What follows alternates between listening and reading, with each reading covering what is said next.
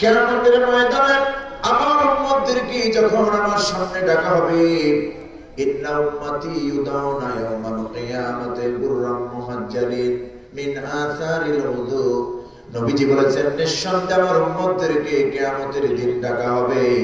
ওই উম্মতগুলি আমার সামনে যখন আসবে আমি চিনে ফেলবো, কারণ যে উম্মতের চেহারার মধ্যে, কপালের মধ্যে উযুর আসর থাকবে,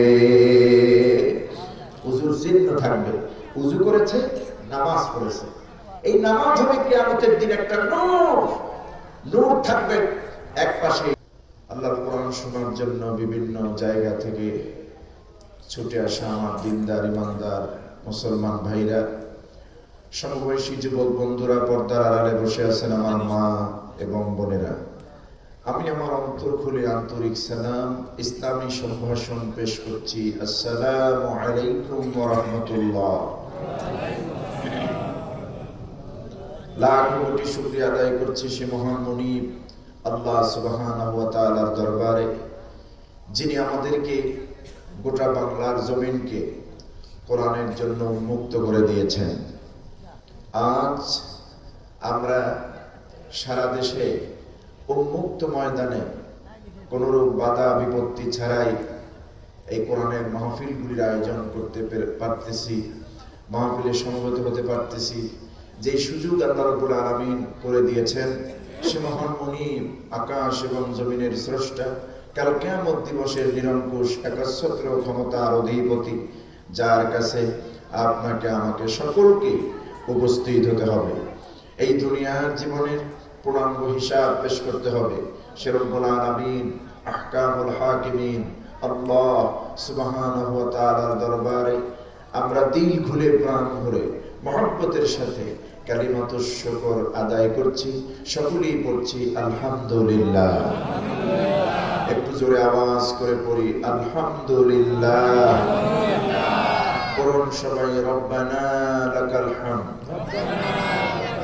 হামদান কাসীরান তাইয়িবান মুবারাকান ফীহি ইয়া রাব্বি লাকাল হামদু কামা ইয়ানবাগি লিজালালি ওয়াজহিক ওয়া আযীমি সুলতানিক।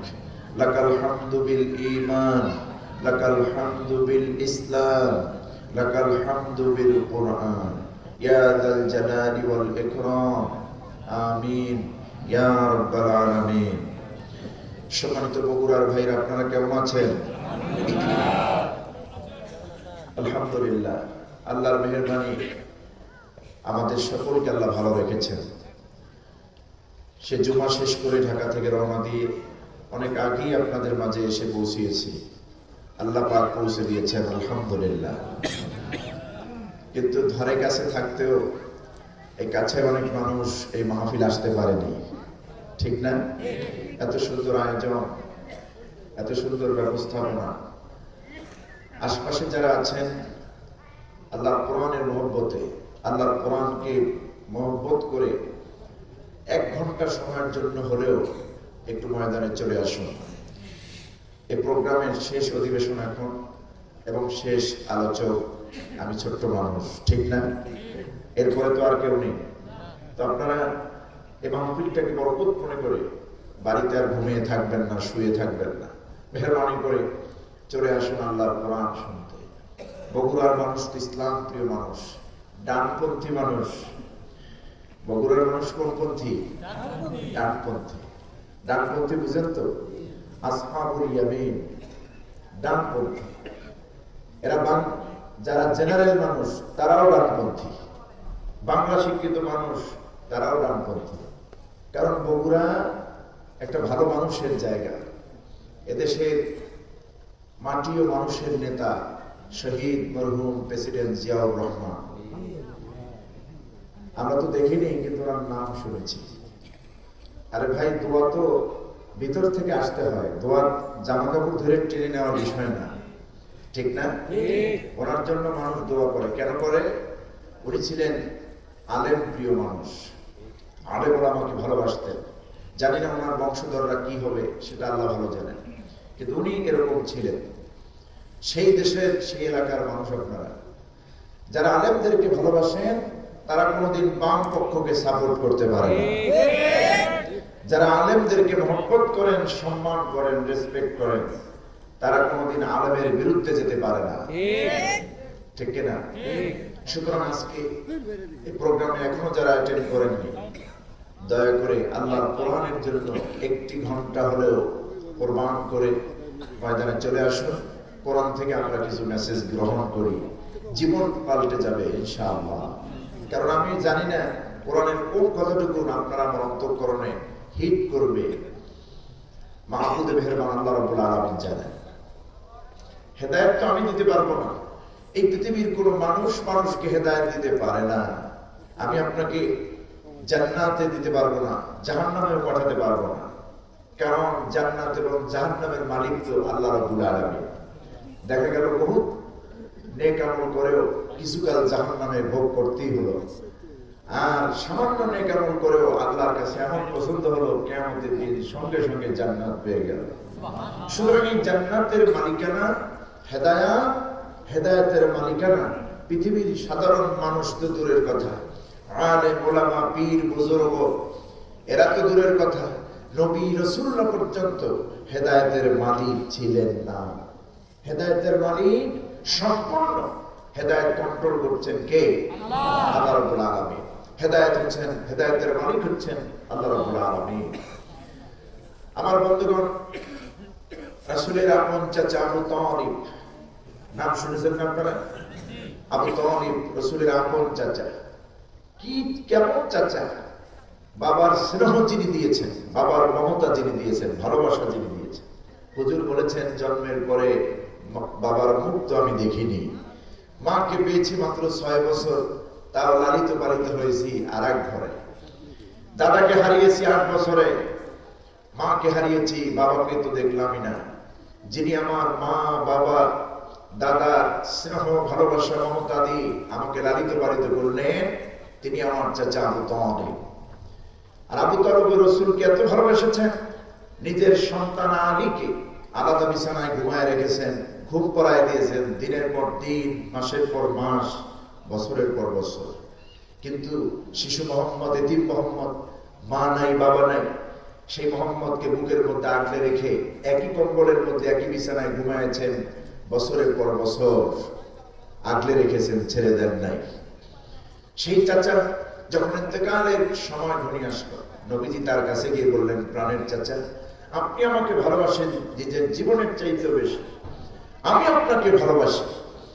ইয়া রাসূলুল্লাহ, চাচাজি আমি আল্লাহর রাসূল হয়েছি, আপনি আমার চাচা, সুতরাং আমি চাই আপনি আমার সঙ্গে জান্নাতে থাকবেন, একই জান্নাতে যেন আমরা বসবাস করতে পারি, এই সম্পর্কটা যেন জান্নাত পর্যন্ত আমাদের গড়িয়ে যায়। আমাকে শুনে একটু বলুন, লা ইলাহা ইল্লাল্লাহ মুহাম্মাদুর রাসূলুল্লাহ সাল্লাল্লাহু আলাইহি ওয়াসাল্লাম। এতটুকু তো বলার দরকার নাই, শুধু আমাকে শুনে বলুন লা ইলাহা ইল্লাল্লাহ। এতটুকু কথা কোট করে এভিডেন্স করে কিয়ামতের দিন হাজারো মানুষের ভিতরে জোর সুপারিশ করে আল্লাহর দপ্তরে আপনার থেকে আমি জান্নাতের গ্যারান্টি নিয়ে নেব, জান্নাতের সার্টিফিকেট নেব, আপনাকে জান্নাতে পৌঁছায় দেব। আপনারা বলুন, চাচা আবু তালিব কি ঈমান এনেছিলেন? কালেমা পড়তে পেরেছিলেন? কেন পারেননি? হেদায়েত ছিল না, আল্লাহর পক্ষ থেকে হেদায়েতের নজরানা ছিল না। হুজুর রাগ করে উঠে গেলেন, এত মহব্বতের চাচা, এত আপন চাচা, এত অবদান রাখলেন আমার জীবনে, ঈমান হারা চলে গেল। হুজুর রাগ করে উঠে গেলেন। আল্লাহ রাব্বুল আলামিন তার রাসূলকে সান্ত্বনা দিয়া ওহী নাযিল করে জানায় দিলেন, ইন্নাকা লা তাহদি মান আহবাবতা ওয়ালাকিন্নাল্লাহা ইয়াহদি মান ইয়াশা। হে নবী, আপনি মন খারাপ করবেন না, কারণ আপনি যাকে চাইবেন তাকে আপনি হেদায়েত দিবেন। আপনি যাকে চাইবেন, পছন্দ করবেন, তাকে আপনি হেদায়েত দিবেন। বিষয়টি এমন নয় আপনি পারবেন না, কারণ আমি আল্লাহ পাক আপনাকে হেদায়েতের মালিক বানাই নাই। আমি আপনাকে হেদায়েতের মালিক বানাই নাই। ওয়ালাকিন্নাল্লাহা ইয়াহদি মান ইয়াশা।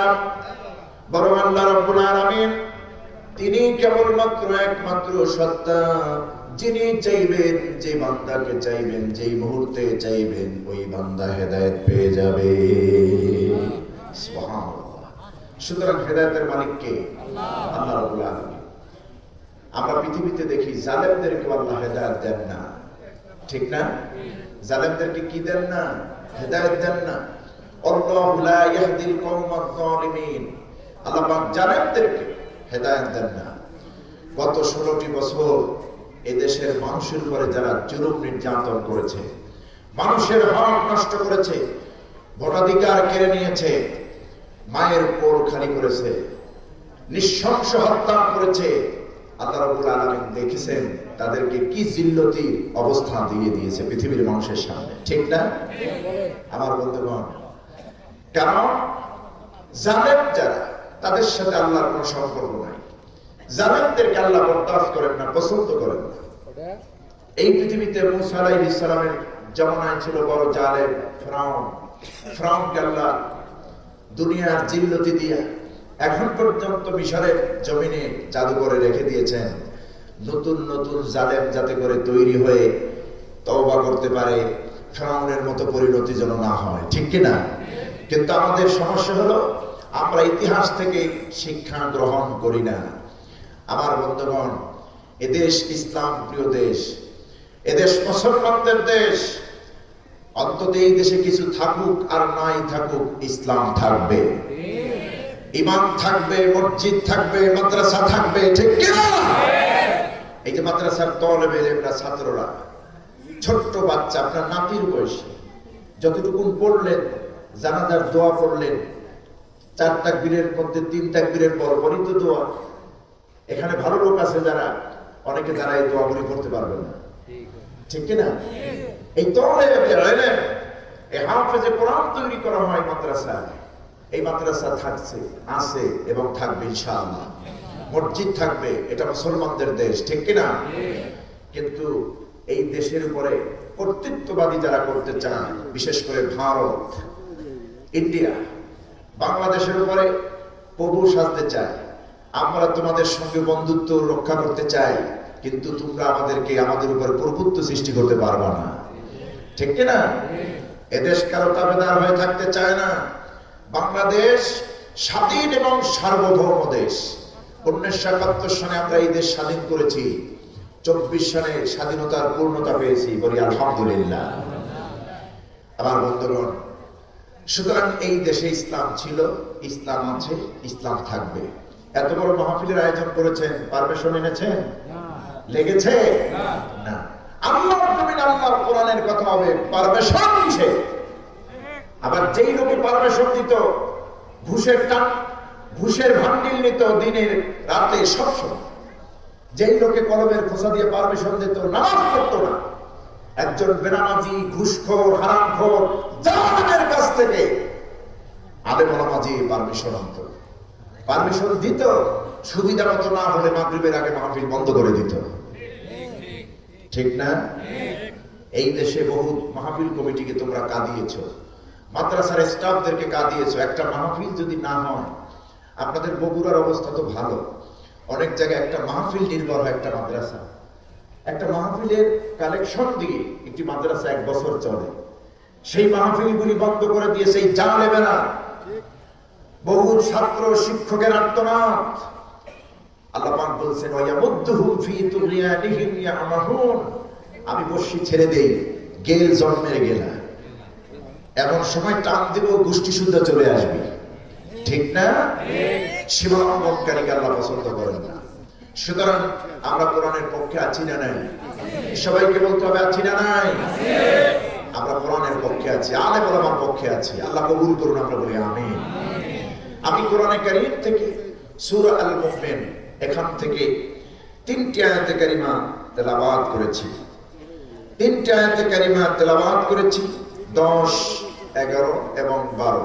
এই 3টি আয়াতের আলোকে আমি আপনাদের খেদমতে কিছু কথা বলবো। আমা তাওফীকি ইল্লা বিল্লাহ, আলাইহি তাওয়াক্কালতু ওয়া ইলাইহি উনীব।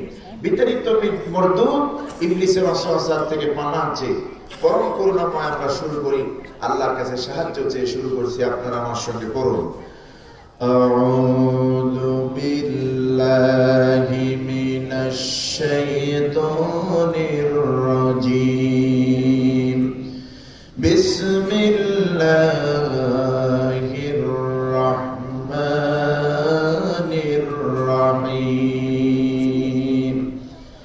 إن الذين كفروا ينادون لمقت الله أكبر من مقتكم أنفسكم إذ تدعون إلى الإيمان فتكفرون قالوا ربنا أمتنا اثنتين وأحييتنا اثنتين فاعترفنا بذنوبنا فهل إلى خروج من سبيل ذلكم بأنه إذا دعي الله وحده كفرتم وإن يشرك به تؤمنون فالحكم لله العلي الكبير صدق الله العظيم সূরা আল-মুমিন 10, 11, 12 নম্বর আয়াতে কারিমা। এই তিনটি আয়াতের আলোকে আমরা কথা বলবো ইনশাআল্লাহ। এখানে কাফেরদের চরিত্র আল্লাহ তুলে ধরেছেন। কিয়ামতের ময়দানে কাফেররা কি বলবে, হাসরের ময়দানে, ময়দানে মাহশারে কাফেরদের বক্তব্য কি হবে, আল্লাহ তাদের সেই কথাগুলি তুলে ধরেছেন। আগে অর্থ করি, এরপরে তর্জমা করে আমরা ব্যাখ্যায় যাব ইনশাআল্লাহ। আল্লাহ পাক বলছেন ইন্নাল্লাযীনা কাফারু, নিশ্চয়ই যারা কাফির, আল্লাহর বিধানকে অস্বীকার করেছে, ইউনাদাউনা লামাকতুল্লাহি আকবারু মিন মাকতিকুম, তাদেরকে খুব উচ্চ আওয়াজে ডাকা হবে এবং তাদেরকে বলা হবে তোমরা নিজেদের উপর নিজের আজকে যতটা গোসা হচ্ছ এর থেকে বেশি গোসা হতো ওই সময়, এর থেকে বেশি খারাপ লাগতো ওই সময়, ইদ তুদাউনা ইলাল ঈমানি ফাতাকফুরুন, যখন তোমাদেরকে দুনিয়ার জীবনে নবীরা ডেকেছেন, আখিরাতের দিকে ডেকেছেন, আল্লাহর পথে ডেকেছেন, কোরআনের পথে ডেকেছেন, ইসলামের পথে ডেকেছেন, ফাতাকফুরুন, তোমরা রীতিমতো এটাকে অস্বীকার করতে। ওই কাফির বেদিনরা সেদিন বলবে ক্বালু রব্বানা আমাত্তানা ইসনাতাইনি, হায় আমাদের রব, আমাদেরকে তুমি দুবার মৃত্যু দিয়েছো, আর ওয়া আহইয়াইতানা ইসনাতাইনি, দুইবার আমাদেরকে জীবন দিয়েছো, ফাতারাফনা বিযুনুবিনা, আমরা আমাদের অপরাধ মেনে নিলাম, আমরা দুনিয়ায় তোমার সঙ্গে নাফরমানি করেছি, তোমার কিতাবকে অস্বীকার করেছি, আখিরাতকে অস্বীকার করেছি, আজকে যে আখিরাত হলো, কিয়ামত হলো, এই কিয়ামতে উঠতে হবে সেটা বেমালুম ভুলে গিয়েছিলাম, আমরা সেটাকে অস্বীকার করেছি রীতিমতো, কিন্তু কিয়ামত তো হয়ে গেছে, ফাতারাফনা বিযুনুবিনা, আমরা আমাদের অপরাধ মেনে নিলাম, ফাহাল ইলা খুরুজিম মিন সাবিল, সুতরাং আজ এই মুহূর্তে এই রাস্তা থেকে, এই অবস্থা থেকে বেরিয়ে আসার কোনো রাস্তা কি আছে? আল্লাহর কাছে প্রশ্ন করবে কাফের বেঈমানেরা, তার কাছে বলবে ফাহাল ইলা খুরুজিম মিন সাবিল, এই রাস্তা থেকে বেরিয়ে আসার কোন পথ কি আমাদের জন্য আছে? আল্লাহর পক্ষ থেকে বলা হবে যালিকুম বিআন্নাহু, না, কোনো পথ নেই, এটাই তোমাদের জন্য নির্ধারিত, ইদা দুনিয়াল্লাহ, এমনটি হওয়ার কথা, কারণ যখন তোমাদেরকে আল্লাহর দিকে ডাকা হতো, আল্লাহ যখন তোমাদেরকে ডাকতেন, অথবা আল্লাহর দিকে ডাকা হতো, ওয়াহদাহু, আল্লাহর একাত্মবাদের দিকে তোমাদেরকে যখন ডাকা হতো, কাফারতুম, তোমরা রীতিমতো এটাকে অস্বীকার করতে, আল্লাহর নবীদেরকে তোমরা বিতাড়িত করতে, মারধর করতে, তাদেরকে অস্বীকার করতে, আর যখন তোমাদেরকে শিরকের দিকে ধাবিত করা হতো, শিরকের দিকে আহ্বান করা হতো, তখন তোমরা এর প্রতি ঈমান আনতে। মূর্তি পূজা, দেবতা, এগুলির উপরে তোমরা ঈমান আনতে, এগুলিকে তোমরা দেবতা মনে করতে। ফাল হুকমু লিল্লাহিল আলিয়্যিল কাবীর, সুতরাং আল্লাহর হুকুম এটাই, সর্বোচ্চ মহান শক্তিধর আল্লাহ রাব্বুল আলামিনের ফয়সালা। এই হাসরের ময়দান কায়েম হয়ে গেছে, আজকে আর কোনো আফসোস করে লাভ নাই। নাউযুবিল্লাহ। আমার বন্ধুগণ, এই দুনিয়ার জীবন তো আসল জীবন নয়, ঠিক কিনা? আসল জীবন তো আখিরাতের জীবন। আসল জীবন কোনটা? আল্লাহ রাব্বুল আলামিন বলেন, বাল তু'সিরুনাল হায়াতাদ দুনিয়া ওয়াল আখিরাতু খায়রুন ওয়া আবকা। দুনিয়ার জীবন তো তুচ্ছ, বরং এই দুনিয়ার জীবন কি তোমরা প্রাধান্য দাও, আখিরাতের জীবন হলো তোমাদের জন্য উত্তম এবং স্থায়ী, যেই জীবনের শুরু আছে, যেই জীবনের কোনো শেষ নাই। মুমিনের জীবনে আখিরাত হচ্ছে একটা বিষয়, আখিরাত হচ্ছে গুরুত্বপূর্ণ একটি বিষয়। এই জীবন জীবন নয়, আরেকটি জীবন আছে, সেই জীবনের নাম হচ্ছে আখিরাতের জীবন, ঠিক কিনা? যেটা ঈমানের একটি অংশ। আমানতু বিল্লাহি ওয়া মালাইকাতিহি ওয়া কুতুবিহি ওয়া রাসূলিহি ওয়াল ইয়াউমিল আখির।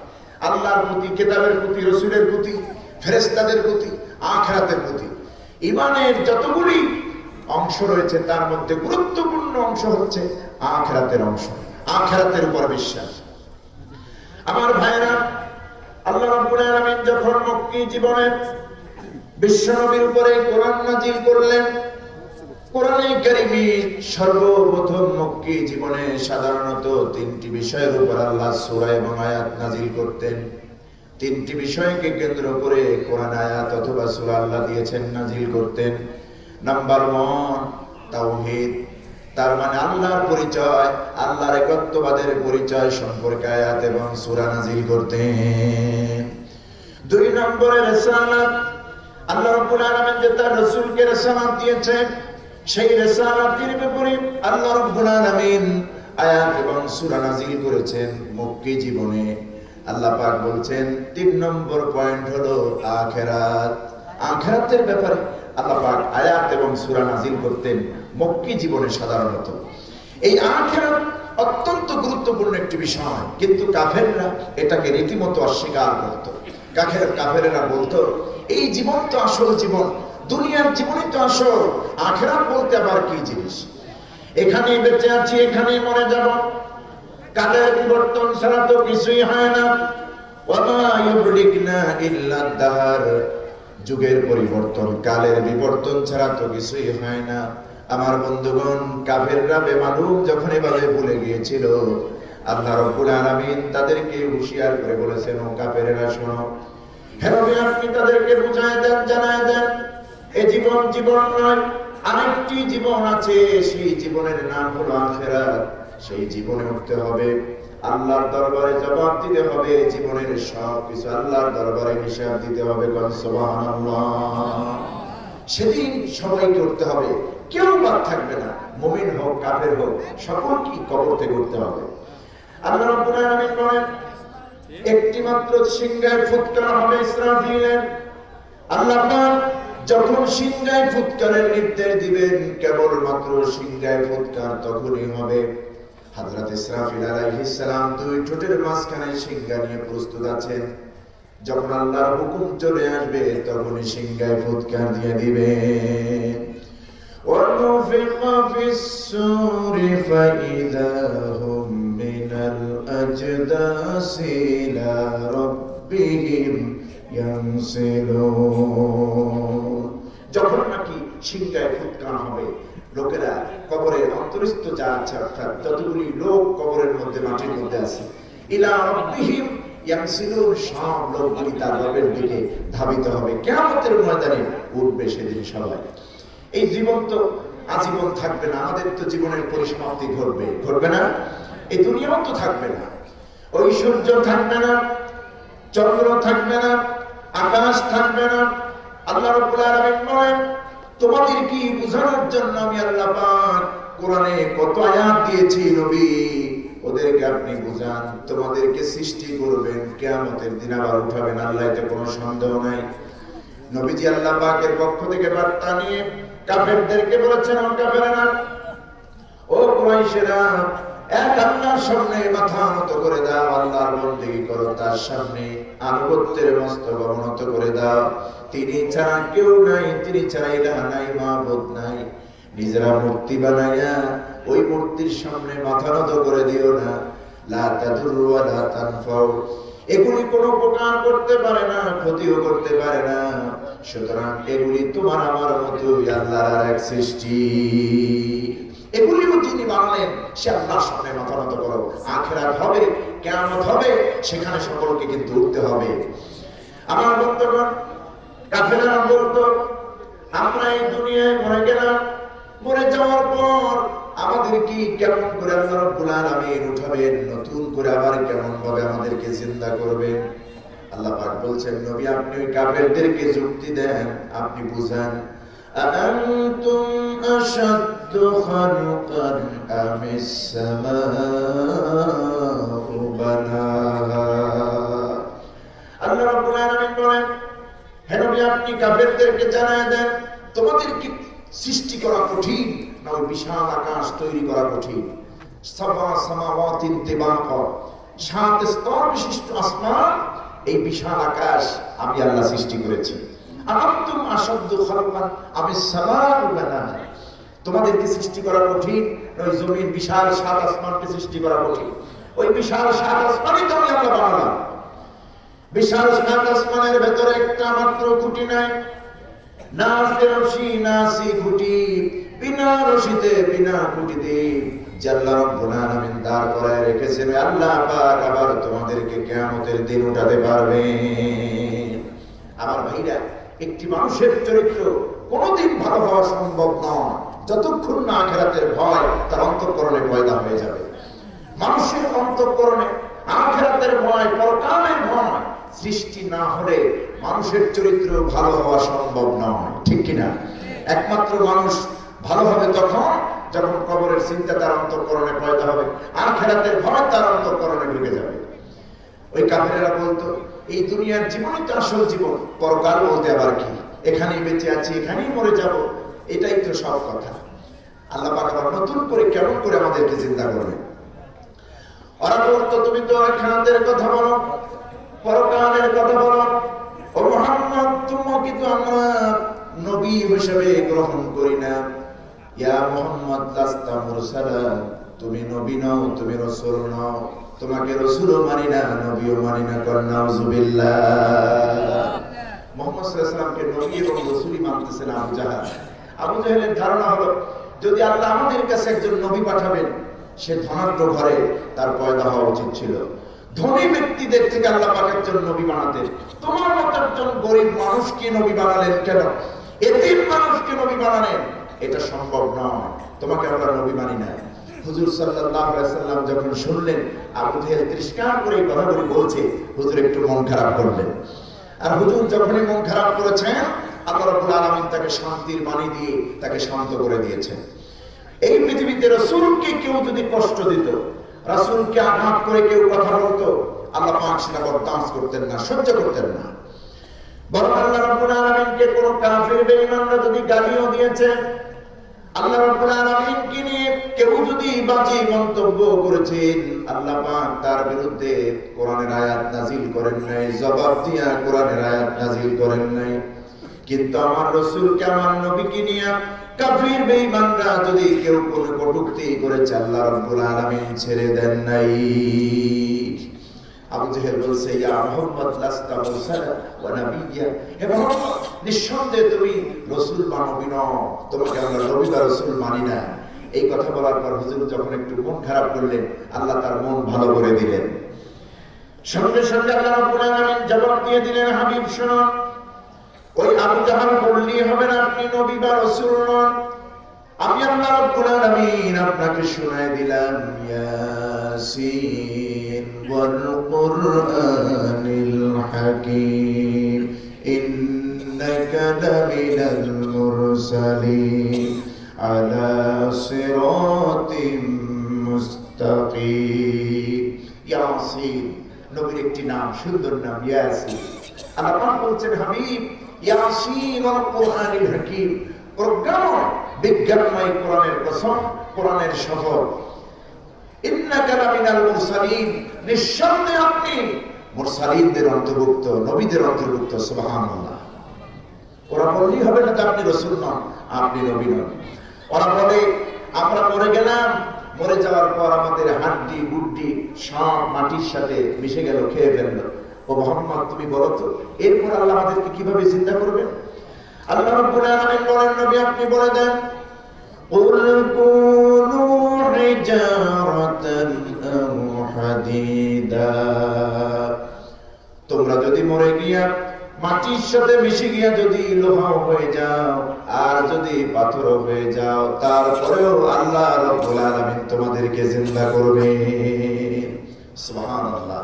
সেই কিয়ামতের ময়দানে তোমাদের উঠতে হবে। আর আমাদের উম্মত, আমরা যারা নবীর উম্মত, আমাদের দল হবে সবার চাইতে ভারী। সুবহানাল্লাহ। আমাদের আগে কেউ বেহেশতে যেতে পারবে না। এমন একজন নবীর উম্মত হলাম, আমাদের নবী যাবেন সব নবীর আগে বেহেশতে। আমাদের নবী তো উম্মত নিয়ে যাবে এবং আমাদের নবী জান্নাত উদ্বোধন করবেন। সুবহানাল্লাহ। জান্নাত থাকবে মাখলুক, দরজা বন্ধ থাকবে, সেই দরজা তালাবদ্ধ দরজা খুলবেন আমার রাসূল সাল্লাল্লাহু আলাইহি ওয়াসাল্লাম। নবীর আগে পৃথিবীর কোন নবী বেহেশতে প্রবেশ করতে পারবে না। আমার রাসূল জান্নাত আগে জান্নাতে প্রবেশ করবেন, জান্নাতে ঢুকবেন। হাদিস শরীফের মধ্যে আছে, আল্লাহর নবী বলেছেন, ইন্নাল জান্নাতা হুররিমাত আলাল আমবিয়া, নিঃসন্দেহে কিয়ামতের দিন আল্লাহর বেহেশতগুলি, আল্লাহর জান্নাতের দরজাগুলি সমস্ত নবীদের জন্য বন্ধ থাকবে, হারাম থাকবে, প্রবেশ অধিকার নিষিদ্ধ হয়ে থাকবে। কেউ জান্নাতে ঢোকা তো দূরের কথা, কাছেও যেতে পারবে না যতক্ষণ না হাত্তা আদখুলাহা, আমি মুহাম্মদ সাল্লাল্লাহু আলাইহি ওয়াসাল্লাম আগে আল্লাহর কোন জান্নাতে না ঢুকি। আমি আগে বেহেশতে যাব, এরপরে সব নবীরা যাবে। সুবহানাল্লাহ। শুধু নবীজি নিজের কথাই বললেন না, আপন উম্মতের কথাও বললেন। অহরনিমাত আলাল উমাম, হুজুর বলেছেন আমার উম্মতের মর্যাদা দেওয়া হবে কিয়ামতের ময়দানে। সেই উম্মতেরা, আমার উম্মতেরা সর্বপ্রথম জান্নাতে ঢুকবে, তারপরে বাকি নবীদের উম্মতেরা বাইরুটেশন জান্নাতে ঢুকবে। আমার উম্মতের আগে পৃথিবীতে কোনো নবীর উম্মত বেহেশতে যেতে পারবে না। সুবহানাল্লাহ। কি মর্যাদা আমাদেরকে দিয়েছেন আল্লাহ। এরকম সিংহাসন করবেন, সিংহাসনে বসে রাসূলকে মাকামে মাহমুদ দিবেন, হাউজে কাউসার দিবেন। আল্লাহ পাক বলবেন, হাবিব আপনার উম্মত থেকে আপনি স্টার্ট করুন। কারে দিবেন আজকে? আজকে তো হাসরের ময়দান। ইয়াউমা হুম বারিজুন লা ইয়াখফা আলাল্লাহি মিনহুম শাই। আজ সকলকে কিয়ামতের দিন একত্রিত করা হবে। কোনো কিছু আল্লাহর কাছে সেদিন কারো গোপন থাকবে না। লাইনে লাইনে লোকেরা দাঁড়িয়ে যাবে, মুমিনদের লাইনে মুমিনরা, কাফেরদের লাইনে কাফেররা, নবীদের লাইনে নবীরা। আল্লাহ হিসাবের জন্য বসবেন সিংহাসনে। আল্লাহ পাক হুজুরকে বলবেন, হুজুর আমি আপনার উম্মত থেকে আজকে উদ্বোধন করতে চাই, বিচারের কার্যক্রম শুরু করতে চাই আপনার উম্মত দিয়ে। আপনি কারে পাঠাবেন? আপনি পাঠান। আপনি সর্বপ্রথম কারে পাঠাবেন? হিসাবের কার্যক্রম সর্বপ্রথম কাকে দিবেন আপনি নির্বাচন করুন। এই কথা যখন আমার নবী শুনবেন, কিয়ামতের ময়দানে আমার উম্মত দিয়ে আগে হিসাব উদ্বোধন হবে। আল্লাহর রাসূল কিয়ামতের দিন ডানে তাকাবেন, বামে তাকাবেন, আর জবান দিয়ে ডাক দিবেন, ফাআইনা আবু বকর, ফাআইনা আবু বকর। আমার আবু বকর কোথায়? কই আমার আবু বকর? হযরত আবু বকর হুজুরের ডাকে সাড়া দিবেন, লাব্বাইক ওয়া সাদাইক ইয়া রাসূলুল্লাহ। হে আল্লাহর রাসূল আমি তো হাজির। হুজুর বলেন, আবু বকর আল্লাহ আমাকে বলেছেন আমার উম্মত দিয়ে আজকে বিচার কার্যক্রম শুরু করবে। আমি চাই আমার উম্মতের ভেতরে আল্লাহর হিসাবের কার্যক্রম তুমি দাও। সর্বপ্রথম তুমি যাও। আল্লাহ রাব্বুল আলামিনের হাবিব যখন রাসূলের হাবিব রাসূল পাক সাল্লাল্লাহু আলাইহি ওয়াসাল্লামের সাহাবী হযরত আবু বকরকে নির্ধারণ করবেন, হযরত আবু বকর যখন শুনবেন আল্লাহর হিসাবের কার্যক্রম হুজুর আমাকে পছন্দ করেছেন, এই কথা চিন্তা করার সঙ্গে সঙ্গে হযরত আবু বকর থরথর করে কাঁপতে থাকবেন। হযরত আবু বকরের ধারণা হবে, কেমন করে আমি আল্লাহর সামনে দাঁড়াই। ইসলাম গ্রহণের পূর্বের হিসাবটা যদি আল্লাহ নিয়ে নেন, আমি তো দারুণভাবে ধরা খেয়ে যাব। হযরত আবু বকর থরথর করে কাঁপতে থাকবেন কিয়ামতের ময়দানে। আল্লাহ রাব্বুল আলামিন তার পক্ষ থেকে হযরত আবু বকরকে জানায় দেওয়া হবে, আবু বকর তোমার কোনো ভয় নাই, হিসাবের কাজ করায় আসো, শুধু এসে দাঁড়িয়ে একটু ফর্মালিটি রক্ষা করো, তোমার তো কোনো হিসাব নেওয়া হবে না। কারণ জান্নাতের মধ্যে তোমার জন্য আলাদা ঘর রেখে দিয়েছি, আমি রিজার্ভ করে রেখে দিয়েছি। তুমি তো আমার হাবিবের প্রিয় সাথী, প্রিয় সঙ্গী, তুমি শুধু আমার হাবিবের নাও, আমারও প্রিয়। কন সুবহানাল্লাহ। হযরত আবু বকরের মতো একজন সাহাবী রাসূলের ছিল না। হযরত আবু বকরকে আবু বকর সম্পর্কে রাসূল বলছেন, আমি যদি আল্লাহরে বাদ দিই বা আল্লাহ ছাড়া কাউকে যদি বন্ধু হিসেবে গ্রহণ করতাম, তাহলে আমি আবু বকরকে বন্ধু রূপে গ্রহণ করতাম। সুবহানাল্লাহ। হযরত আবু বকর এমন সাহাবী, হিজরতের রাতে আল্লাহ পাক সেদিন কিয়ামতের দিন আবু বকরকে স্মরণ করায় দিবেন, আবু বকর তুমি শুধু আমার রাসূলের প্রিয় ছিলে না, আমারও প্রিয়। কারণ আপনি আল্লাহ রাব্বুল আলামিন তোমাকে কেন্দ্র করে গানে সূরের মধ্যে, জাবালি সূরের মধ্যে আমি আল্লাহ পাক তোমাকে কেন্দ্র করে আমি আমার রাসূলের উপর আয়াতে কারিমা নাযিল করেছি। আমার রাসূল যখন হিজরতের রাতে মক্কা ছেড়ে মদিনার পথে চলছে, তোমাকে নিয়ে চলেছেন, তোমাকে নিয়ে গিয়েছেন।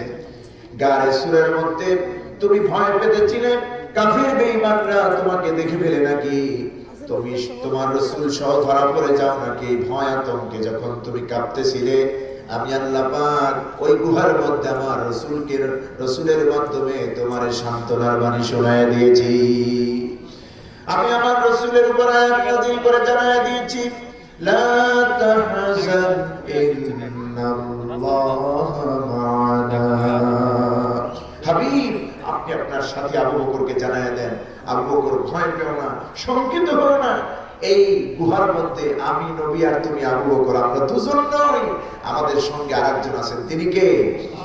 ইন্নাল্লাহা মা'ানা, নিঃসন্দেহে আল্লাহ পাক আমাদের সঙ্গে আছেন। সুবহানাল্লাহ। আমার ভাইরা, হযরত আবু বকরের তো কোনো হিসাব হবে না, কোনো বিচার হবে না, কারণ আল্লাহ পাকের একজন প্রিয় বান্দা হযরত আবু বকর। আল্লাহ পাক ডাক দিয়ে ফেরেশতাদেরকে বলবেন, আমার ফেরেশতারা আবু বকরকে নিয়ে যাও, জান্নাতে পৌঁছায় দাও। মাকামুস সানি হযরত ওমরকে ডাক দিবেন, আল্লাহর রাসূল আমার ওমর কোথায়, চলে আসো। হযরত ওমর কি যখন নবীজি কিয়ামতের দিন ডাকবেন, আল্লাহ রাব্বুল আলামিন তার রাসূলকে জানায় দিবেন, হাবিব ওমরকে ডাকবেন না, কারণ ওমরের কোনো হিসাব নাই, কারণ ওমর তো ইসলামের মেহমানের কোনো হিসাব আমি আল্লাহ নেই না। ওমর ইসলামের মেহমানের আবার হিসাব কি? হযরত ওমরকে আপনি চেয়ে নিয়েছেন আমার থেকে ইসলামের জন্য। মক্কায় যখন নবীজি কোরআনের দাওয়াত দিচ্ছিলেন, দুটি লোকের প্রভাব খুব বেশি দেখলেন, আবুল হেকাম, আবু জাহাল, শক্তি দেওয়ার প্রবল শক্তি। আরেকজন হলো ওমর ইবনে খাত্তাব রাদিয়াল্লাহু তাআলা। হুজুর আল্লাহর কাছে দোয়া করলেন, রব্বুল আলামিন এই মক্কায় দুটি লোকের প্রভাব খুব বেশি দেখতেছি, খুব শক্তিধর ব্যক্তি, আবুল হেকাম, আবু জাহাল, আর একজন হচ্ছে ওমর ইবনে খাত্তাব। আল্লাহ দুইজনের একজনকে ইসলামের জন্য আমি চাই। আল্লাহ রাব্বুল আলামিন আবু জাহলকে কবুল করলেন না, কবুল করলেন ওমর ইবনে খাত্তাবকে। কেমন কবুল করেছেন, যে ওমর রাসূলকে হত্যা করতে আসে, হাতে বিরাট তরবারি নিয়ে নবীজির দরবারে চলে আসে রাসূলকে হত্যা করার জন্য। কিন্তু আল্লাহ পাকের নবীর তো এমন ভাবে কবুল হয়েছে, আল্লাহর নবীর কাছে এসে যে ওমর রাদিয়াল্লাহু তাআলা রাসূলকে হত্যা করতে এসেছেন তরবারি নিয়ে, সেই তরবারি নবীর কদম মোবারকে পড়ে গেল। কোরআনের নূর আল্লাহ রাব্বুল আলামিন হযরত আবু বকরের, হযরত ওমরের সিনার মধ্যে এমন ভাবে লুকায়িত দিয়েছিলেন, এমন ভাবে আসর করে দিয়েছিলেন, হযরত ওমর আর দেরি করলেন না। হযরত ওমর রাসূলের হাতে কালেমা গ্রহণ করে মুসলমান হয়ে গেলেন। কাজী ওমর তো ছিলেন ইসলামের মেহমান। ওমর ইসলাম গ্রহণ করার পর ইসলামের শক্তি বেড়ে গেল না কমে গেল? বেড়ে গেল না কমে গেল? হযরত ওমরের ইসলাম গ্রহণের পর আবু জেহেলের পিছনের দরজা দিয়ে আবু জেহেল ভেঙে গেছে। যে কাবা চত্বরে ওমরের স্লোগান, ওমরের তাকবীরের আওয়াজ, কারণ ওমর ইসলাম গ্রহণ করার পর আমার রাসূলকে বলছেন, হাবিব ইয়া রাসূলুল্লাহ, আমি শুনেছি মক্কায় আপনি বহুত দিন গোপনে দাওয়াত দিয়েছেন, ইসলামের দাওয়াত দিয়েছেন, আজকে থেকে আর গোপনে দাওয়াত হবে না, আজকে থেকে দাওয়াত হবে ওপেনে। আমি দেখব কোন বাপের বেটার সাহস আছে আল্লাহ রাসূলের সামনে দাঁড়ায়। সুবহানাল্লাহ। আমার বন্ধুগণ, হযরত ওমর বলছেন, হুজুর আমার একটু ইচ্ছা, আমি কাবা চত্বরে একটু তাকবীর দেব আল্লাহর নামে। কার নামে তাকবীর হয়? কার নামে? আল্লাহু আকবার। আমি আল্লাহু আকবার বলে তাকবীর দেব আল্লাহর নামে। ইয়া রাসূলুল্লাহ, আপনি আমাকে ইজাজত দেন। হযরত ওমর কি নবীজি ইজাজত দিলেন, কাবা চত্বরে চতুর্দিকে ঘুরে ঘুরে আল্লাহর নামে তাকবীর দিতেছেন হযরত ওমর। আমার বন্ধুগণ, কয়েকজন সাহাবী, 8-10 জন সাহাবী সঙ্গে নিয়ে হযরত ওমর তাকবীর দিচ্ছেন, আল্লাহু আকবার, লিল্লাহি তাকবীর, আল্লাহু আকবার, এই আওয়াজ দিচ্ছেন হযরত ওমর। মক্কার অলিতে গলিতে যত কাফের বেঈমানেরা ছিল সকলের মধ্যে কম্পন শুরু হয়ে গেছে। এই কম্পন শুরু হওয়া তাকবীর বিরোধী, ইসলাম বিরোধী এখনো পৃথিবীতে আছে, আছে না? তারা তাকবীর আল্লাহু আকবারের স্লোগান শুনতে পারে না, কথা বুঝতে পেরেছে? আল্লাহু আকবারের আওয়াজ শুনতে করতে পারে না। এদেশে এমন নিন্দিত কবিও ছিল যে আযানের তাকবীরকে, আযানের আওয়াজকে বিশ্বাসের সাথে খরিদ্দারের সঙ্গে তুলনা করেছে। বলেছে, যখন ফজরের নামাজের আযান শুনি আমার মনে হয় বেশ্যা তার খরিদ্দারকে রীতিমতো ডাকতেছে। এই কথা বলেছে একজন কবি। আবার একে আবার পুরস্কৃত করা হয়েছে। তুমিও কবি, আর আমার কবি কাজী নজরুলও কবি।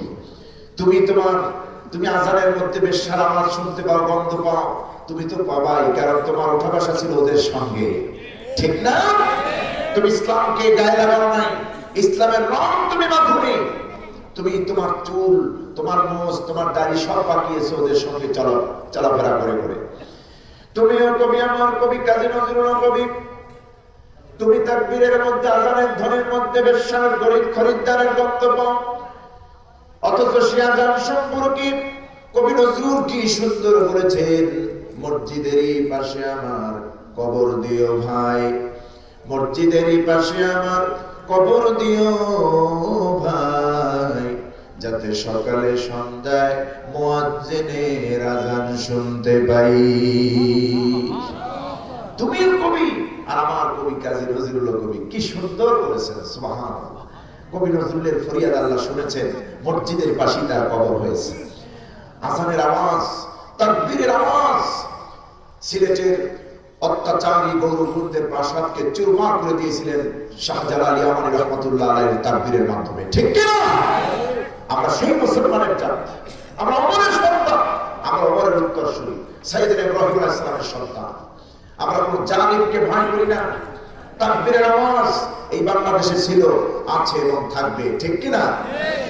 এই আযানের ধ্বনি নীল আর্মস্ট্রং শুনেছেন চাঁদে গিয়ে। সেখানে বলেছেন তিনি যে আমি যখন চাঁদে অবতরণ করলাম, সর্বপ্রথম মুসলমানদের মসজিদের মিনারা থেকে যে আওয়াজটা পায়, যেটা দুনিয়ায় শুনতে পাই, ওটাই শুনতে পেয়েছি চাঁদের মধ্যে গিয়া। চাঁদের আলোতে, চাঁদের দেশে সেখানে দুটো আলো উচ্চারিত হতে তিনি দেখেছেন পৃথিবীর থেকে, এই জমিন থেকে। একটা হচ্ছে মক্কাতুল মুকাররমা, আর একটা হচ্ছে মদিনাতুল মুনাওয়ারা। এই মক্কাতুল মুকাররমা, মদিনাতুল মুনাওয়ারা দুটি জায়গা থেকে শুধুমাত্র আলো দেখেছেন নীল আর্মস্ট্রং চাঁদে বসে। আমার বর্তমান সাইয়েদনা ওমর রাদিয়াল্লাহু তাআলা আনহু ইসলাম গ্রহণ করলেন। এমন একজন ব্যক্তিত্ব ইসলামের, যিনি নবীকে হত্যা করতে এসেছেন, তিনি হয়ে গেলেন আজ ইসলামের পাহারাদার। শুধুমাত্র কোরআনের সংস্পর্শে আসার কারণে আল্লাহ পাক তার জীবন পাল্টে দিলেন। এজন্য কবি কি সুন্দর করে বলছেন, উতার কারগারে হেরাসে সোয়ে কওম আয়া, উতার কারগারে হেরাসে সোয়ে কওম আয়া, আরে খেল উসকায়ে কিমিয়া সাথে লায়া। হেরা পর্বত থেকে নবীজি নেমে আসলেন, সাথে আনলেন পরশ পাথর কোরআন। এমন পরশ পাথর নবীজি নিয়ে এসেছেন যার সংস্পর্শে আসার কারণে হযরত ওমরের মতো সিংহ চেতা কঠিন হৃদয়ের মানুষও মোমের মতো গলে যেতে বাধ্য হয়েছিল। সেই কোরআন হযরত ওমর গ্রহণ করলেন, ইসলামের শক্তি বেড়ে গেল। কিয়ামতের ময়দানে আল্লাহ বলবেন, ওমরের তো হিসাব হবে না, ওমর তো আমার ইসলামের মেহমান। কল সুবহানাল্লাহ। সাইয়েদনা ওসমান রাদিয়াল্লাহু তাআলা আনহুকে রাসূল ডাকবেন, আমার ওসমান কই? ওসমান চলে আসবে, নবীজি বলবেন, হিসাবের কাঠ করে যাও, আল্লাহর সামনে দাঁড়াও। হযরত ওসমান যখনই শুনলেন কিয়ামতের ময়দানে আল্লাহর সামনে দাঁড়াতে হবে, তিনি ভয়ে থরথর করে কাঁপতে থাকবেন। আর মনের ভিতরে এই চিন্তা আসবে, রব্বুল আলামিন তুমি তো আমাকে অনেক সম্পদের মালিক বানিয়েছিলে, আমার নেক আমলগুলি এক পাশে রেখে দে, যে সম্পদ তুমি আমাকে দিয়েছিলে সেই সম্পদের হিসাবই তো আমি দিতে পারবো না। হযরত ওসমান ছিলেন গনি। হযরত ওসমান ছিলেন কি? গনি। তিনি ছিলেন রিচ ম্যান, ধনী ব্যক্তি। হযরত ওসমান রাদিয়াল্লাহু তাআলা অনেক সম্পদের মালিক আল্লাহ তাআলা বানিয়ে দিয়েছিলেন।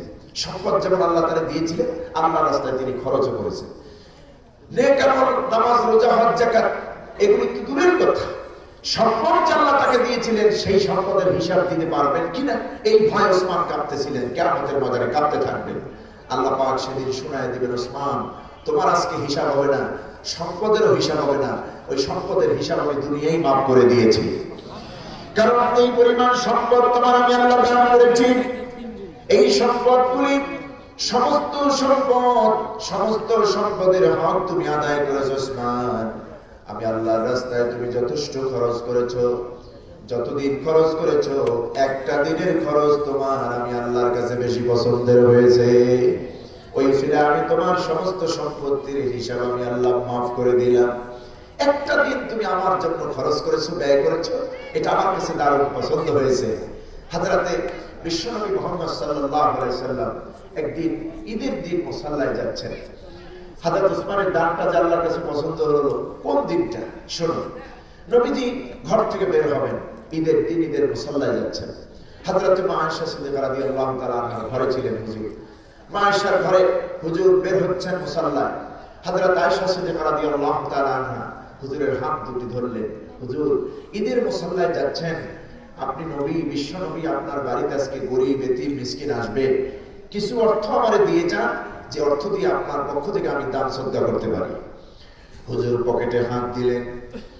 আল্লাহর নবী বিশ্ব নবী মুহাম্মদ সাল্লাল্লাহু আলাইহি ওয়াসাল্লাম পকেটে হাত দিলেন, দেখলেন পকেট খালি।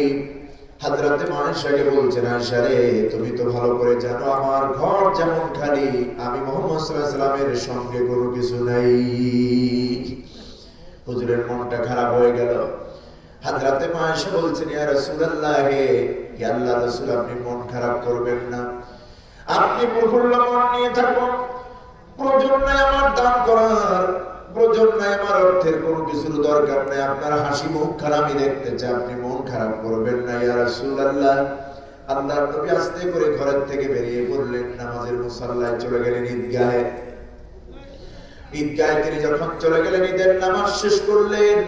ঈদের নামাজ শেষ করে আল্লাহর কাছে দুহাত উঁচু করে বললেন, রব্বুল আলামিন, আমি ঈদের মুসাল্লায় আসার আগে আমার আয়েশা আমার কাছে কিছু অর্থ করে চেয়েছিল আল্লাহর রাস্তায়, তোমার রাস্তায় খরচ করবে বলে, কিন্তু আমি এমন মানুষ, আমার সঙ্গে যেমন কিছু নাই, ঘরেও তেমন কিছু নাই, আমি আমার আয়েশাকে আজকে ঈদের দিনে কিছুই দিতে পারলাম না। রব্বুল আলামিন, তুমি দয়া করে আমার আয়েশারে খুশি করে দিও। দোয়া করছেন নবীজি, কবুল করলেন কে? আল্লাহ রাব্বুল আলামিন। আল্লাহ পাকের হাবিব দোয়া করছেন, সেই দোয়া কি আল্লাহ ফিরিয়ে দিতে পারেন? দোয়া করলেন, নবীজি দোয়া করলেন, আল্লাহ পাক কবুল করলেন। হুজুরের খেসাল ছিল খালাফাত তারিকা, নবী ঈদের দিন রাস্তা ভিন্ন করতেন, যে রাস্তা দিয়ে যেতেন ওই রাস্তা দিয়ে আসতেন না, ভিন্ন রাস্তা দিয়ে এসেছেন। নামাজ শেষ করলেন, নামাজ শেষ করে হুজুর তার বাড়ির দিকে রওনা হলেন ভিন্ন রাস্তা দিয়ে। বাড়ির কাছাকাছি এসে দেখে অনেকগুলি মানুষ লাইনে লাইনে লোকেরা দাঁড়িয়ে আছে, গরীব এতিম মিসকিন অসহায় বিধবা, এরা লাইনে লাইনে দাঁড়িয়ে আছে। হযরত ওসমান বিরাট খাদ্যের স্তূপ থেকে পোটলায় পোটলায় খাবারগুলি বাইরে একজনকে দিতেছেন। সুবহানাল্লাহ। বিশ্বনবী ঘর খালি রাখলেন, এক ফোঁটা খাবার নাই ঘরে, অর্থ নাই, অথচ এত খাবারের স্তূপ থেকে হযরত ওসমান দান করতেছে। হুজুর তো রীতিমতো অবাক, ঘরের মধ্যে চলে গেলেন। হযরত আয়েশাকে ডেকে বলছেন, আমার আয়েশা শোনো, ঘরের মধ্যে সামান্য পরিমাণ অর্থ আমি রেখে গেলাম না, কোথায় পেলে অর্থ ওসমান? এই অর্থ কোথা থেকে আসলো? হযরতে মা আয়েশা সিদ্দিকা রাদিয়াল্লাহু তাআলা আনহা বলছেন, ইয়া রাসূলুল্লাহ, তার আগে আপনি আমার ব্যাপারে বলুন, আমাকে আপনি শোনান, ঈদের মুসাল্লায় যে আপনি আমার জন্য আল্লাহর কাছে কিছু ফরিয়াদ করেছেন নাকি? বিশ্বনবী বললেন, আয়েশা রে, ঈদের মুসাল্লায় যাওয়ার আগে তোমাকে কিছুই দিতে পারি নাই, আল্লাহর রাস্তায় দান করবে এমন অর্থ আমি তোমার হাতে দিয়ে যেতে পারি নাই। এতটুকু শুধু আল্লাহর কাছে শেয়ার করেছি, এতটুকু শুধু আল্লাহর কাছে বলেছি আয়েশা, আর কিছু না। আমার বন্ধুগণ, মা আয়েশা বলছেন, হুজুর আল্লাহর কসম করে বলি, ওই কথাটুকুনি আল্লাহ রাব্বুল আলামিন কবুল করেছেন। আপনি বিশ্বনবী, আপনাকে আল্লাহ ফিরায় দেন নাই, আপনার দোয়া মঞ্জুর হয়ে গেছে। আপনি বাড়িতে ফেরার আগে হযরত ওসমানের মাধ্যমে দান করার অর্থ আপনার বাড়িতে আল্লাহ পৌঁছায় দিয়েছে। এই যে ভাই রোটেশন দেখছেন, একজনের পর একজন স্টেপ বাই স্টেপ নিচ্ছে, ওসমানকে আল্লাহ পাঠিয়ে দিয়েছেন আপনার দোয়ার ফসল। কিয়ামতের দিন হযরত ওসমানের হিসাব হবে না। আমার বন্ধুগণ, রাসূল পাক সাল্লাল্লাহু আলাইহি ওয়াসাল্লাম তার আপন উম্মতদেরকে এভাবে চিহ্নিত করে করে সুপারিশ করে করে জান্নাতে পাঠিয়ে দিবেন, জান্নাতে পাঠিয়ে দিবেন, জান্নাতে নিয়ে যাবেন। সেদিন একজন নামাজি ব্যক্তির মূল্যায়ন কতটা হবে, যেই ব্যক্তি এই শীতের রাতেও ওযু করে নামাজ পড়তো, ফজরের নামাজ পড়তো, ইশার নামাজ পড়তো। উজুর যে একটা তামাজ্জু, উজুর যে একটা আসার এই কপালের মধ্যে মুমিন বান্দা করে থাকে, আর কিয়ামতে থাকবে উজুর চিহ্ন। সুবহানাল্লাহ। কুররাত মুহাজ্জালিনা মিন আসারিল উযু, হুজুর বলেছেন, আমি আমার আপন উম্মতদেরকে চিনব কপাল দেখে দেখে, তাদের কপালের মধ্যে উজুর চিহ্ন থাকবে, উজুর চিহ্ন থাকবে। যেই উম্মতগুলি আমার সামনে আসবে, যাদের কপালের মধ্যে উজুর চিহ্ন থাকবে, শুভ্র দাগ থাকবে, দেখবো আমার উম্মত এগুলি আমি সুপারিশ করে করে তাদেরকে জান্নাতে পাঠিয়ে দেব। আমার বন্ধুগণ, যার কপালের মধ্যে কোনো শুভ্র দাগ থাকবে না, ওই নবীজি তখন বিশ্ব নবী তাকে গ্রহণ করবেন না, বলবেন, বিতাড়িত হও, তুমি আমার উম্মত নও। তুমি যদি আমার উম্মত হবে, এই ওযুর নিদর্শন কপালের মধ্যে আমি তোমার দেখতে পেতাম। বেনামাজি, সুদখোর, ঘুষখোর, হারামখোর সেদিন রাসূলের সুপারিশ পাবেন না। হুজুর নিজে সারা হাউজে কাউসার পান করাবেন আপন উম্মতদেরকে। কিয়ামতের দিনটা হবে তারু 50,000 সানা, 50,000 বছর লম্বা। হুজুর বলেছেন, ওই লম্বা লংলিটি টাইমে আমি যদি আমার আপন উম্মতকে এক পেয়ালা শরবত পান করায় দিতে পারি হাউজে কাউসারে, ওই লং টাইমে আর তার পানির পিপাসা লাগবে না। সুবহানাল্লাহ। আমার বন্ধুগণ, এই জন্য যার ওযু যত সুন্দর, তার নামাজ তত সুন্দর, যার নামাজ যত সুন্দর, তার ঈমান তত সুন্দর, যার ঈমান যত সুন্দর, জান্নাতে যাওয়া তার জন্য তত সহজ হয়ে যাবে। রাসূল পাক সাল্লাল্লাহু আলাইহি সাল্লাম আবু বকরকে ডাকলেন, ওমরকে ডাকলেন, ওসমানকে ডাকলেন। আল্লাহ বলবেন, আবু বকরকে দাঁড়াও তো, পৃথিবীর সব আবু বকর দাঁড়ায় যাবে। আল্লাহ বলবেন, এতগুলো আবু বকর তো আমি চাই নাই, আমি আমার নবীর উম্মত, আমি আমার নবীর প্রিয় বন্ধু আবু বকরকে দাঁড়াতে বলেছি। সমস্ত আবু বকর দাঁড়ায় যাবে। আল্লাহ রাব্বুল আলামিনের হাবিব বলবেন, রব্বুল আলামিন, আমার প্রিয় সাথী আবু বকরের স্মরণে, আবু বকরের মহব্বতে, আমার মহব্বতে যেই ব্যক্তিগুলি, যেই উম্মতগুলি আবু বকরের নাম রেখেছে, আল্লাহ আজকে আমার সাহাবী আবু বকরের সামনে যারাই দাঁড়ায় গেল, তার সঙ্গে সবাইকে তুমি মাফ করে দাও, নামের উসিলায় তাদেরকে কবুল করে নাও। কিয়ামতের দিন একটা নামের উসিলায় আল্লাহ মাফ করে দিবেন। এজন্য হুজুর বলেছেন, ইন্নাকুম তুদআউনা ইয়াওমাল কিয়ামাতি বিআসমাইকুম ওয়া আসমাই আবাইকুম। হুজুর বলেছেন, কিয়ামতের ময়দানে তোমাদের নাম ধরে ডাকা হবে, তোমাদের বাবার নাম ধরে ডাকা হবে। ফাহসিনু আসমাকুম, সুতরাং তোমরা নিজেদের নামগুলি সুন্দর রাখো। কিয়ামতের দিন আল্লাহর নাম ধরে ডাকবেন, বল্টু, সল্টু, মন্টু এইভাবে ডাকবেন নাকি? না, নাম ডাকবেন আব্দুর রহমান। আজকে আমার জীবন মসজিদে ঢাকায় এক অমুসলিম ভাই ইসলাম গ্রহণ করেছে, সে নাম পছন্দ করেছে আব্দুর রহমান। আল্লাহর কাছে দুটি প্রিয় নাম, আব্দুল্লাহ আর একটা হচ্ছে কি আব্দুর রহমান। আব্দুল্লাহ, আব্দুর রহমান, এই দুটি নাম আল্লাহর কাছে প্রিয়। সুন্দর নাম রাখেন, ইব্রাহিম রাখেন, ইসমাইল রাখেন, ইসহাক রাখেন, আব্দুল্লাহ রাখেন, এই নামগুলি রাখেন, তলহা রাখেন, ওসমান রাখেন, আলী রাখেন, আবু বকর রাখেন, এই সুন্দর সুন্দর নাম রাখেন। একটা নামের ফজিলত অনেক। কিয়ামতের দিন একজন মুমিন বান্দা একটা নামের কারণে পার পেয়ে যাবে আল্লাহর কাছে। যখন বলা হবে, ইন্নাকুম তুদআউনা ইয়াওমাল কিয়ামাহ, তোমাদেরকে কিয়ামতের দিন ডাকা হবে, বিআসমাইকুম ওয়া আসমাই আবাইকুম, তোমাদের নিজেদের নাম ধরে, তোমার বাপের নাম ধরে ডাকা হবে। তখন এই বাজে নামগুলি তো আল্লাহ মুখে নেবেন না। সুতরাং ফাহসিনু আসমাআকুম, তোমাদের নামগুলি সুন্দর করো। আপনাদের নামগুলি সুন্দর, আপনার আওলাদ যারা আসবে, আপনি যদি নানা হন, নাতির নাম রাখবেন সুন্দর নাম, অর্থবহ নাম রাখবেন। একজন আলেমের শরণাপন্ন হবেন, আলেমকে জিজ্ঞেস করবেন ভালো একটা নাম রেখে দেন আপনার পক্ষ থেকে। সুন্দর একটা নামের অনেক ভ্যালু, অনেক মূল্য থাকবে কিয়ামতের ময়দানে। রাসূল পাক সাল্লাল্লাহু আলাইহি ওয়াসাল্লাম যাকে সুপারিশ করবেন, কেবলমাত্র আল্লাহ পাক তাকে জান্নাতে পাঠিয়ে দিবেন। তারপর হুজুর দেখবেন কিছু উম্মত আমার উম্মতদেরকে জাহান্নামে নিয়ে যাচ্ছে। রাসূল পাক সাল্লাল্লাহু আলাইহি ওয়াসাল্লাম সিজদায় পড়ে যাবেন, আল্লাহ এই যে উম্মতগুলিকে জাহান্নামে নেওয়া হচ্ছে, এদেরকে জাহান্নামে নেওয়া হচ্ছে। আল্লাহ রাব্বুল আলামিন বলবেন, হাবিব আজকে আপনার কান্না আমি দেখতে চাই না। আপনি আপনার মাথা উঠান, আপনি আপনার সিজদা থেকে মাথা উত্তোলন করুন। আপনি চান আপনাকে দেওয়া হবে, আপনি সুপারিশ করুন। যার সম্পর্কে সুপারিশ করবেন আমি ডানে বামে যাব না, তাকে জান্নাত দিয়ে দেব। আপনি সুপারিশ করুন মাত্র।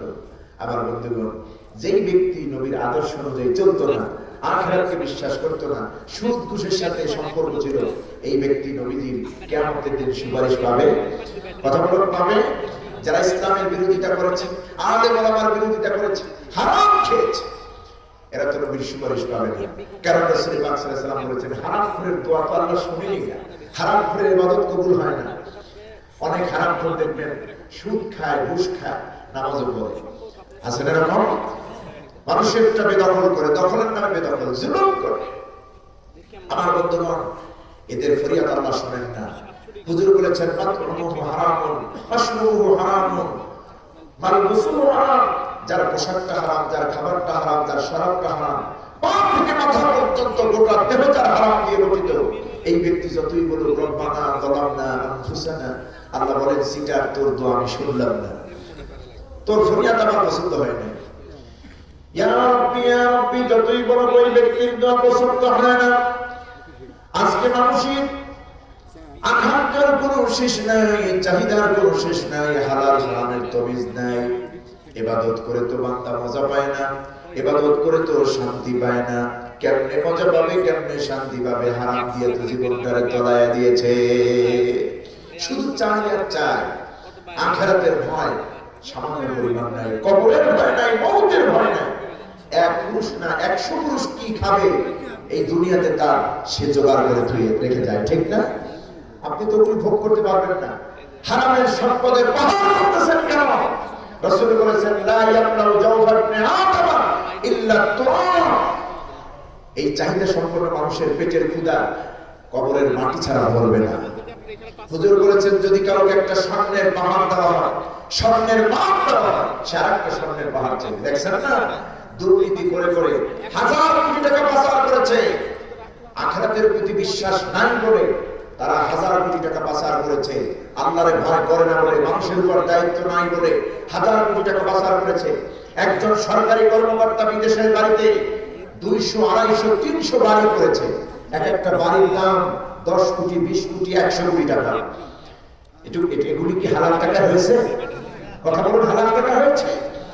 আবার ওনারা হজ করতে যান 500 জন, 300 জন, 400 জন। যখন মিনায় যায় আর শয়তানের গায়ে যখন পাথর মারে, শয়তান বলে, তোরা তো দারুণ নেই না, জাতি ভাইয়ের গায়ে পাথর মারলি। কথা বুঝতেছি? তোরা তো আমার কাছে নেই লোক, তাহলে তুই আমার গায়ে পাথর মারবে না। বরং এগুলি শয়তানের চেয়েও খারাপ। ঘুষের টাকা গ্রহণ করে, যেই ঘুষের ভান্ডিল থেকে নতুন নোটের ঘ্রাণ আসবে না, এটা নিত না। আমার বরিশালে পেপার পত্রিকা এগুলি লিখেছি। টাকার কাজে ঘুমাচ্ছে, স্ত্রী নাই, সন্তান নাই, কেউ নেই। আপন এত টাকা দিয়ে আপনি কি করবেন? কবরে যাওয়ার সময় তো কাপড়ের কোনো পকেট নাই। হারাম উপায় আপনি অর্জন করলে কি করবেন? এই টাকার হিসাব কি আপনি দিতে পারবেন? আমার বর্তমান সুতরাং হারামখোরদের সম্পর্কে আল্লাহ রাব্বুল আলামিন কোরআনে কারীমে যথেষ্ট বলে দিয়েছেন, হারামখোরদের ইবাদত আল্লাহ কবুল করেন না। আর আমাদের দেশে এই ওয়াজ করে লাভ নাই, কারণ হারামখোরদেরকে সব জায়গায় এখন অতিথি করা হয়, মেহমান করা হয়। এমন আল্লাহর ঘর পর্যন্ত, মসজিদটা পর্যন্ত তাদের দখলে। সভাপতি বানায় ঘুষখোর। কথা বুঝতেছেন? দুর্নীতি দমন কমিশনে চাকরি করে। দুর্নীতি দমন মানে দুর্নীতি যেন না হয়, উনি করে আছে হাজার কোটি টাকার দুর্নীতি। গ্রামাঞ্চলের মসজিদ মাদ্রাসায় তারা সভাপতি বানায় দেয়, অমুক মিয়া সভাপতি 5 লক্ষ টাকা দিয়েছে মসজিদে টাইলস করতে। আপনার টাইলসের দরকার কি? আল্লাহ কি বলেছেন মসজিদ টাইলস করো? কেন আপনি হারাম টাকা নিচ্ছেন? মসজিদে হালাল টাকা লাগানো দরকার। দান হবে হালাল দিয়ে, হারাম দিয়ে। দান হবে কি দিয়ে? হালাল দিয়ে, হারাম দিয়ে নয়। শরীয়তের হুকুম হালালের উপর। তিনি দ্বিতীয় কারণে বলেছেন না সম্পদকে পোড়ানো যাবে না, এই সম্পদ কি গরিব এতিম মিসকিনদের মাঝে ভাগ করে দিতে হবে সওয়াবের নিয়ত ছাড়া। আমার বন্ধুগণ, আজকে হারাম করে না, পাপিষ্টরা, সুদ করে না, ঘুষ করে না, সমাজে যত মানুষের কাছে সহযোগিতা করে, মসজিদে করে, মাদ্রাসায় করে, এতিমদেরকে করে, এগুলি সওয়াবের নিয়তি করে, ঠিক না? চিন্তা করে যে আমি যে হারাম খাইছি, এখান থেকে 10 লাখ দিলাম, 1 কোটি থেকে 10 লাখ দিলাম, আমার আল্লাহ মাফ করে দেবে। এত সোজা নয়, এত সোজা নয়। আমার বন্ধুগণ, মাতরুহু হারামুন, মাশরুবুহু হারাম, মালবুসুহু হারাম, অখুদিউল হারাম। যার পোশাক হারাম, খাবার হারাম, শরব হারাম, এমনকি পা থেকে মাথা পর্যন্ত যার হারাম দিয়ে গঠিত, এই ব্যক্তির ফরিয়াদ আল্লাহ শুনবেন না। এই ব্যক্তির ফরিয়াদ আল্লাহ শুনবেন না। সুতরাং কিয়ামতের দিন কাফেরদের পরিণতি এমন হবে, তারা আফসোস করে বলবে, আল্লাহ আজকেই পরিণতি আমরা ভোগ করতে যাচ্ছি। আমরা মেনে নিলাম, আমাদের অপরাধ আমরা স্বীকার করলাম, ঈমান আনি নাই, ভুল করেছি, নবীকে মানি নাই, ভুল করেছি, এই রাস্তা দিয়ে বের করার কোন সুযোগ আছে? আপনারা বলুন, কিয়ামতে এরকম সুযোগ থাকবে? থাকবে না। কারণ তারা রাসূলকে কষ্ট দিয়েছে, নবীদেরকে কষ্ট দিয়েছে, মারধর করেছে, আল্লাহর বিরুদ্ধে করেছে,